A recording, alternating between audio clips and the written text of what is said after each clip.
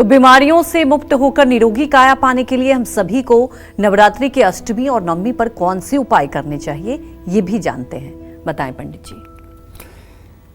देखिए, पहली बात तो ये जान लीजिए कि शक्ति के आराधक को बीमारी क्यों लगेगी।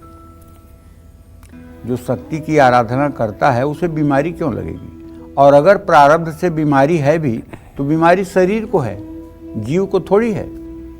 जीव तो अविनाशी है। बीमार शरीर हो सकता है, बीमार आप नहीं हो सकते, इसलिए कि आप तो अक्षत अविकारी के अंश हैं। ईश्वर अंश जीव अविनाशी, चेतन अमल सहज सुख राशि। आपने मान लिया है कि आप शरीर हैं, इसलिए आप बीमार हैं। और ये शरीर भी बीमारी में न रहे, हर समय आपकी काया निरोगी बनी रहे, इसके लिए आपको आपदाओं से मुक्त होकर खुशहाली लाने के लिए, आर्थिक स्थिति सुधार कर मान सम्मान पाने के लिए, सुहाग की लंबी उम्र पाने के लिए नवरात्रि में कुमारी पूजन करते हुए कन्याओं को श्रृंगार की सामग्री और सफ़ेद फूलों की माला देनी चाहिए।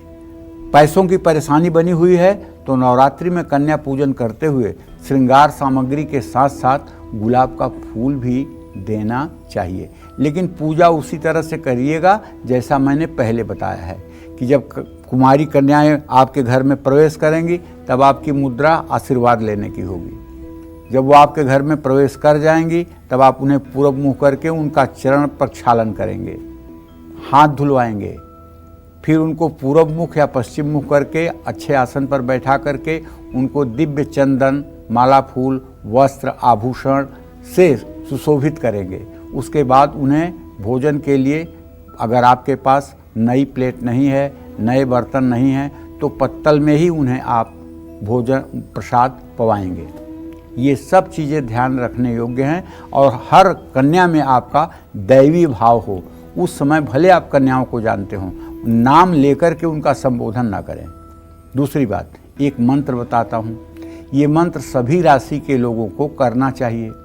ओम नमो देव्यै महादेव्यै शिवायै सततं नमः। नमः प्रकृत्यै भद्रायै नियताः प्रणतास्मदाम। ओम कुमारी देव्यै नमः। अब कुमारी देव्यै नमः कहते हुए आपको कहना है, चरण प्रक्षालनम समर्पयामि, हस्तयोर अर्घम समर्पयामि, चंदनम समर्पयामि, पुष्पमालां समर्पयामि, कुमारी देव्यै नमः।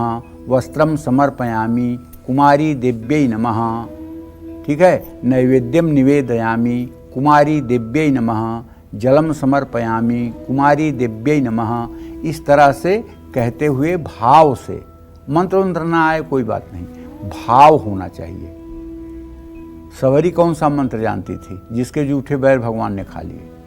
वहाँ तमाम ऋषि मुनि दंडकारण्य में बैठे थे, किसी के यहाँ झांकने भी नहीं गए राम और लक्ष्मण, लेकिन सबरी माता का घर पूछते पूछते चले गए।